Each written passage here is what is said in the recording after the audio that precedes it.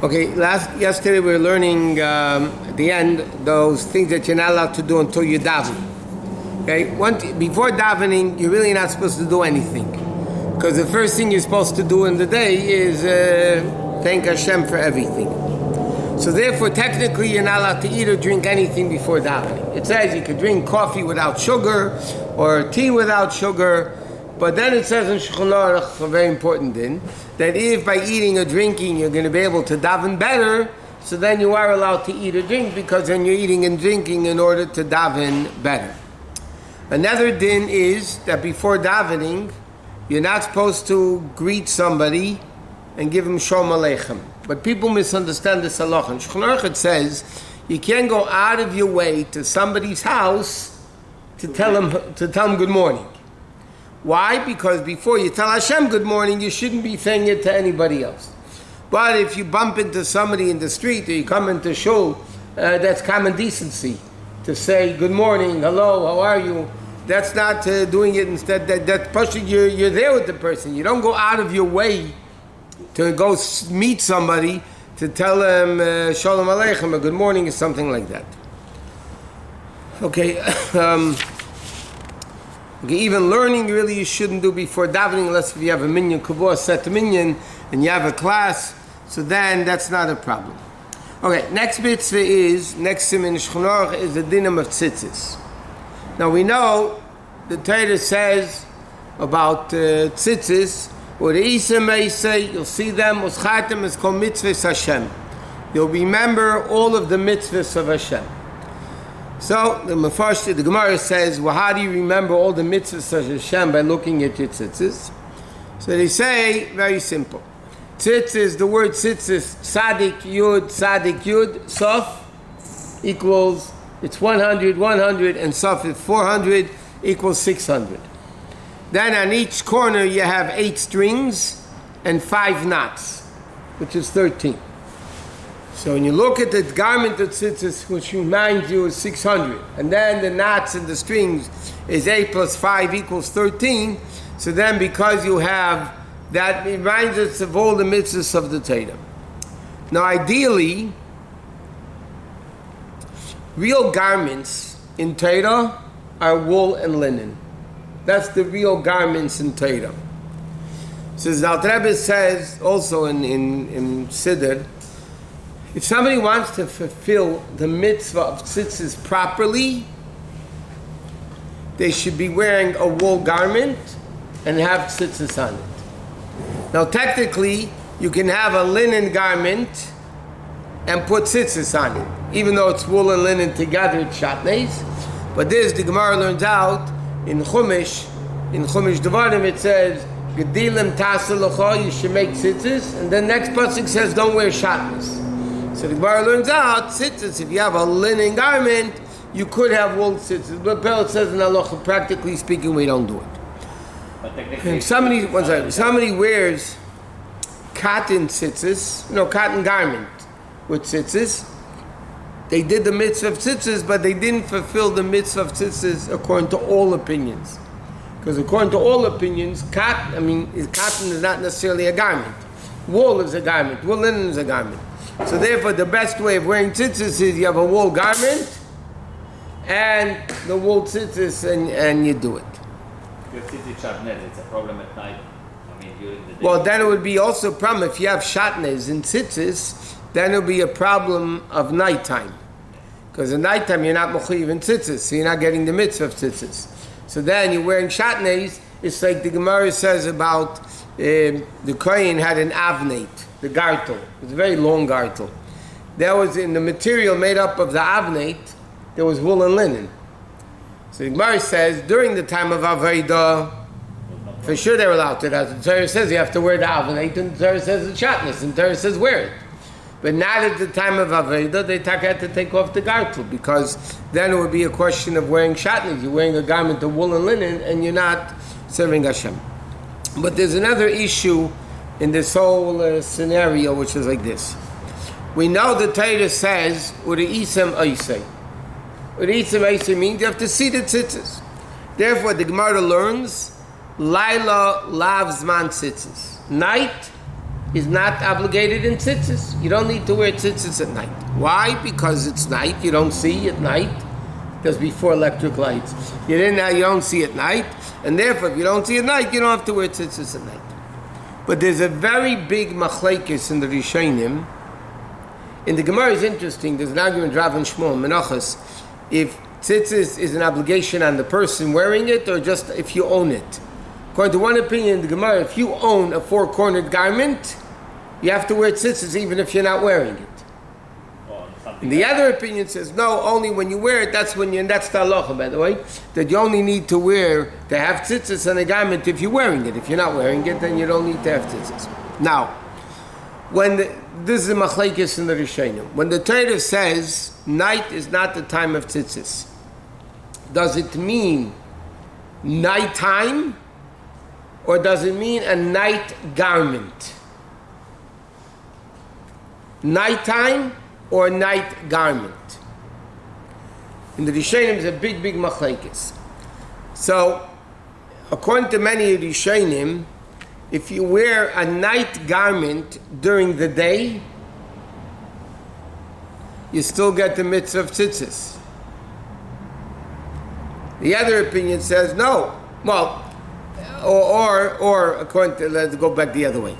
According to that opinion, if you wear a day garment at night, you would have to wear tzitzis. And if you do, you get a mitzvah. If you have a night garment during the day, according to many opinions, you don't need tzitzis. The problem with that is, by the way, it's a very big problem with that. There's something called a bed. In case you know what a bed is. On a bed, you have a blanket. And a blanket is a four-cornered garment. Now, why is a blanket a garment? You're not wearing it, but it covers you. It gives you warmth. So halachically, a blanket is a garment. Just practically speaking, a blanket is a garment. So now the question is like this: why doesn't a blanket need a tzitzis? You don't wear it. So, yes, you do wear it. You cover it. That's wearing. You can't, if a blanket is shatnez, you can't use a blanket to cover yourself because your mamish wearing shatnez. That's called wearing. Now the question is, why doesn't the blanket need tzitzis? And maybe it does. So the meaning in the world is that you don't put tzitzis on a blanket. And the reason why you don't, because you're not supposed to sleep during the day. So a bed is a night thing. Therefore, a blanket is a night garment. If it's a night garment, you don't need to wear tzitzis. Therefore, even if somebody goes to sleep during the day and goes under the covers, why don't you have to wear tzitzis? It's a guy, you're wearing it during the day. Why do you need tzitzis? The answer is because it's a night garment. That's the heter that everybody relies on. But if you notice in the kapotes that a lot of people wear, it's really a four-cornered garment.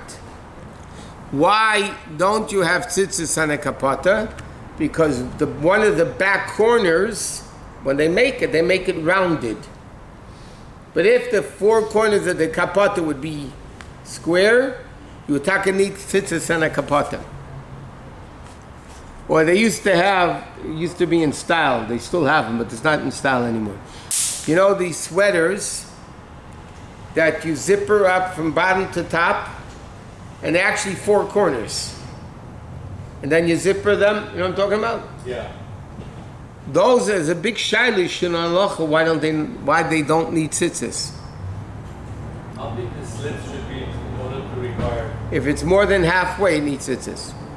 But it was opening on the side, no? Where? Only when you close it, that's four corners. When you open, you have more than... Anyways. No. First of all, even a six-cornered garment still needs tzitzis on four corners. Oh, yeah.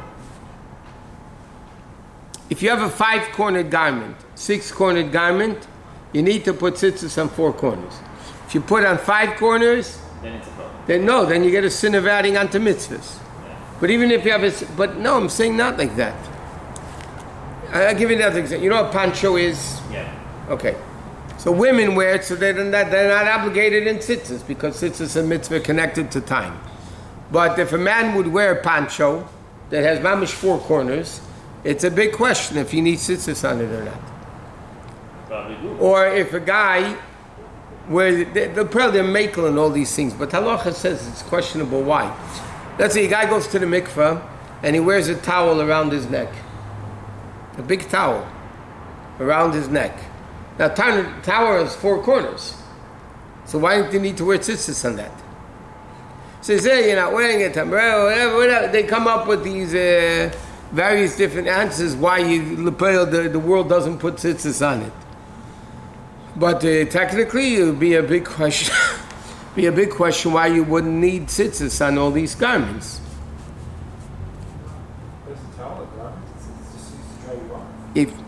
If you wrap it around your body, it's a garment. But usually towel is not from wool. It's actually You should know, years ago in Russia, a lot of the coaches, the seats, actually had shatnez. And the Pilu Padisha was very, very frum. And he would always go in a carriage that didn't have seats, and he would bring along his own little bench or whatever because of a shaila of shatnez. Do you know shatnez is in more things than there was a time, I remember when it came out, and then it lasted for a short period of time. Some of the baseball gloves, Wilson baseball gloves, at one time had shatnez in them. for the catcher. Not only for the catcher, for the pitcher, first base, second base, shortstop, third base, right field, left field, center field. I mean, Why do they have it's not made of? no, but they found mamish shatnez in the woolen linen in the glove, and then you had to take it I out. don't play baseball. Okay, Baruch Hashem for everybody who don't play baseball. But the bottom line is, they found shatnez in the gloves. There might be shatnez in a lot of other things. People, that's why we have to check things for shatnez. To make sure there's no shatnez in it. Okay, so generally speaking, a person, and here's another interesting traditional difference between Sephardim and Ashkenazim. Sephardim start wearing talis at bar mitzvah. Ashkenazim, the custom is universally by Ashkenazim, they don't wear a talis until after they get married. Okay? Why? They connect it to interesting. In the pasuk it says Gedilim Tasaloch, and then it says about Ki Yikach Ishisha, in Parshas Ki Seitzei. So first it says about talis, tzitzis, and then it says when you get married. So there they find a remez that you don't wear a talis until you get married. As Sephardim, though, we know, start wearing talis from bar mitzvah. Maybe they used to marry on bar mitzvah. Huh? They got married at bar mitzvah. Some of the Sephardim did. The Bilu Padisher, they say they called him Chol HaMoed because he got married before his wedding, so he was wearing a talis and no tefillin yet. Yeah, before his bar mitzvah. So they call him Chol HaMoed because on Chol HaMoed you wear a talis and no tefillin.